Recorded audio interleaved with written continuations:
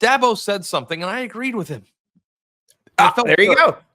Let's hear what Dabo Swinney said. So Dabo Swinney talked about this on Tuesday. Clemson is going to have a spring game. Now, it may not be televised, but I'll get to the television part of the spring game thing in a second, because I think that's a separate conversation from the tampering thing and everything else.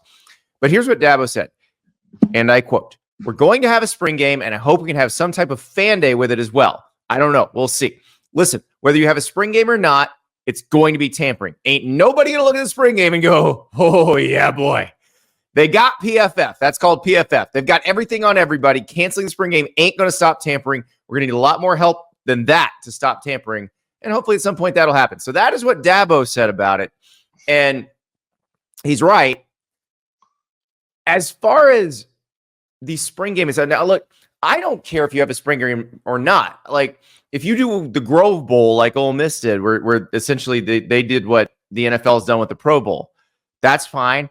Oklahoma is having a kind of fan fest thing where they're going to be players and coaches doing combine type drills, and but they're also going to get the fans closer to the action, to the players and the coaches. Like, if you have some sort of celebration of your football program in the spring that allows people to come in the stadium and interact with your coaches and players and get a sense of who they are and, fall more in love with them, that's all you need to do. Because the spring game, let's be real, the spring game wasn't going to tell you much. Like, Ari, you and I have both been to spring scrimmages that are not open to the public. They look very different, far more than spring games. Yeah. Yes. And that's where the competition for positions happens. That's where you figure out who's really going to be helping them the next year. Like, the spring really game, each other, really hitting each other. Yeah. Yeah. The spring game's not like that. It's much more a celebration and a chance. Like you said, how many players have blown up in a spring game and you never see them in the fall? It's a chance to celebrate those walk-ons and those guys who bust their ass for little credit, little publicity. This gives them a chance to do it in front of a crowd. Like, that's what they are for the most part. And then let's add the other piece to it. These guys are getting paid. You have somebody tear an ACL in your spring game that doesn't count, who's expensive. You've just wasted all that. We flushed it down the toilet. Right. So the only thing I'm precious about when it comes to spring games is the celebration aspect, and you nailed that. Like, I feel like, and I've heard this for the last 15 years. Doug Maurice is always big on saying this. I say his name a lot on the show. I'm sorry, but it's like fans are being priced out of the event now.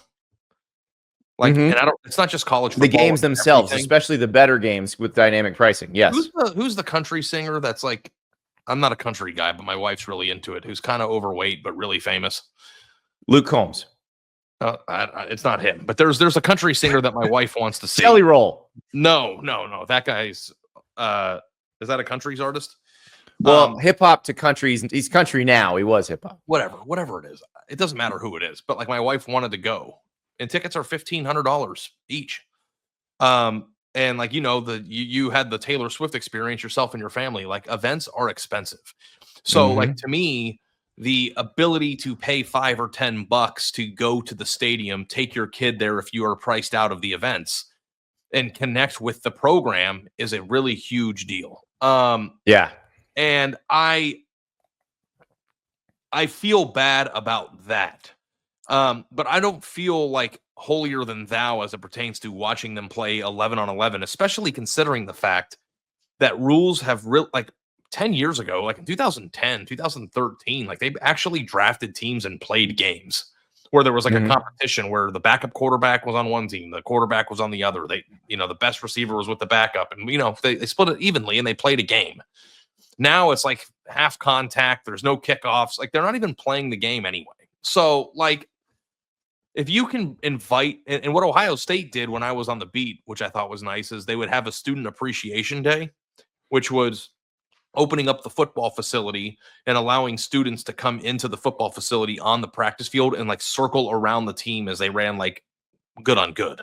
and like that wasn't televised, and like but students can come and like actually see the players. And like anything that you can do to bring kids, to bring people into your stadium that otherwise can't go when tickets are $500 a piece or whatever in the regular season, I think is a really important thing. But as it pertains to tampering and, you know, Connor Stallions up in the second deck like this, looking at your third string left tackle, like that's just a contrived storyline because coaches love nothing more than complaining about tampering. And like, you know, when it comes to tampering too, like I feel like it kind of sucks. Like I'm with the fans on this. Like, I don't love the idea that if you have a good player on your team and you're Louisville, you got to like be shaking in your boots at night before you go to bed every night because you're afraid someone's going to steal them. I think that stinks. And I hope that with this revenue share and contracts and employment situation, we can get to a place where players, you know, sign an agreement and are locked in for a few years with the place that they chose. But until that point, it kind of reminds me of like the steroid era in baseball. It's like, just legalize it. Just let everybody take roids and whoever does the best, you know, and this isn't a health risk. This is e-commerce. You can contact anybody whenever you want about anything, and you can try, and just like, that's football. Like, it's already off the rails anyway. So instead of bringing it, like making this in the shadow of my agent calls your agent, who calls your barber, who calls your uncle, who has, you know, 3 girlfriends in the Caribbean who are funneling you. I don't know what the hell's going on, but like, just do it. Like everyone's doing it anyway, so just legalize it so they can stop complaining about it. Because I'm kind of tired of hearing about it. And do you think they can't quite quit this because they can't get away from the old under the table stuff? Like there was too much of an economy built up around that. Like those people can't just fade into the background. You may have noticed Ari's wearing the Rowback hoodie, the performance hoodie, one of my favorite items of clothing. I, however, am wearing the Rowback Huddle hoodie. So Rowback is back with us. Looking behind the curtain, I actually got this a couple months ago. This is the most comfortable piece of clothing I own. I talk about how people would steal my performance hoodies. No one is allowed to steal my Huddle hoodie. I've seen my daughter eyeballing it in the closet. She's not allowed to touch it. The Huddle hoodie is the best thing Rowback has made so far, and they've made some pretty amazing things. Hoodies, polos, Q-zips. The joggers are amazing now. They're buttery soft. I think butterfeel is the term they're using, but they're incredible. Use the code Andy, and you get 20% off your first order at rowback.com. That's RHOBACK.com. The Huddle hoodie, I'm telling you right now, it's like wearing your bedding. Like you feel like you are just snuggled up. It's incredible. They should have called it the Snuggle hoodie, but I realize that probably would have not. It is targeted at mostly men, and it sounds a little bit like Snuggie, but that's kind of how it goes. The Huddle hoodie is the best. So rowback.com. This is like a golf shirt, but long sleeve with a hood. Yes. It's super, super, super comfortable. Oh, I wear those everywhere. There are very few occasions where you cannot rock your Rowback performance hoodie. So it's a perfect thing too to wear in the house, like when you're just lounging too. Oh yeah. RHOBACK, ultimate comfort. Hoodies, polos, Q-zips, joggers, you name it. Use the code Andy for 20% off your first order. I mean, I have a theory too that like in the future, and I don't know, there's probably tax benefits to paying the players for the person who's paying. But I wonder if like we're going to get back to under the table once everything is reformed. Not if they have a CBA, because like in the NFL, if you do under the table, the CBA has some pretty harsh penalties. Rules. Yeah. But also too, if you're dealing with an 18-year-old who's making X number of dollars, and you know, on his trip, someone says, you come here and you sign your agreement with my school, I'll grease you for $1,500 a month under the table. Then you don't have to pay taxes on that. Like that stuff can probably still happen. Like, and also too, as we're getting removed from it, like like you and I have had this discussion before, but like as it pertains to cheating, like on one hand, I think it's deplorable and it's like really, really hard to find stuff funny. Like we ran into this during the Connor Stallions Michigan stuff a few years ago when we were doing the show together.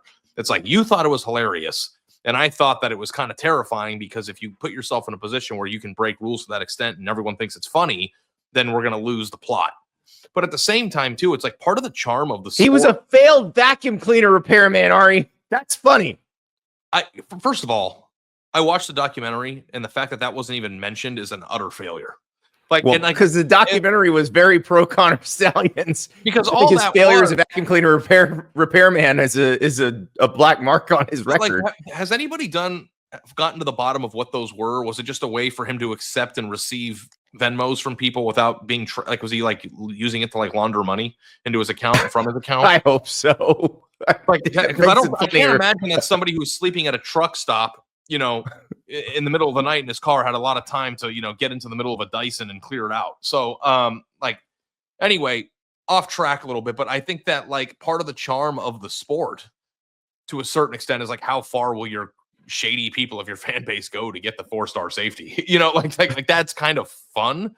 But it's not fun to the teams that can't compete in that realm. But it is kind of also funny to me, and I'm rambling, but it's a podcast, you can deal with it, that the SEC was better and more efficient at cheating in the past, and now it's possible that the northern teams in the Big Ten and stuff can pay over the table, and like now they're getting smoked. Yeah, there's a whole like AP American history, industrial age versus agricultural age essay to be written here.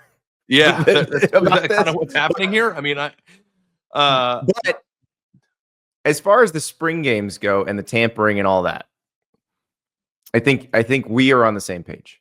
Like, and I think you put it very well. Give the people who are priced out of Saturdays in the fall a chance to get their kid in the stadium, a chance to get their kid 5 feet away from their favorite player. Like, can you imagine a South Carolina fan? Somebody lives in so like me as a kid in Columbia.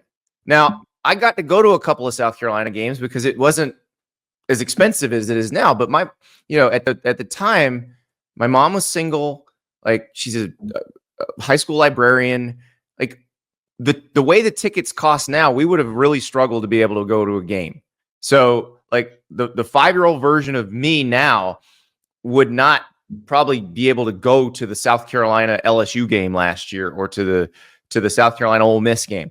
But imagine people too that live an hour away and might need to stay the night or whatever. Yeah, from but imagine that have a travel element to it. Imagine that kid in April gets to go be 5 feet from Lenora Cellars because they have a fan fest or, you know, that sort of thing. That's just as valuable, because if that kid, you know, when that kid grows up, he'll want to go to school there. And if he goes to school there and he's successful, he'll have some money, and then maybe he's donating some money to you in the future. Like, that's the sort of thing you're winning hearts and minds more than anything else in the spring. And you don't have to win hearts and minds with a scrimmage. You can win hearts and minds other ways. But I hope that, and this gets into something that I think college football in general, especially big time college football, is really bad at. They are really bad because the coaches are so freaking paranoid at letting their fans fall in love with the players. Like, get your players out there. Let people see them. Let people talk to them. Let them do interviews. Like, and the NIL era has helped this a bit because the players are like, hey, look, this helps my brand. I'm going to do it. I don't really care what you say. But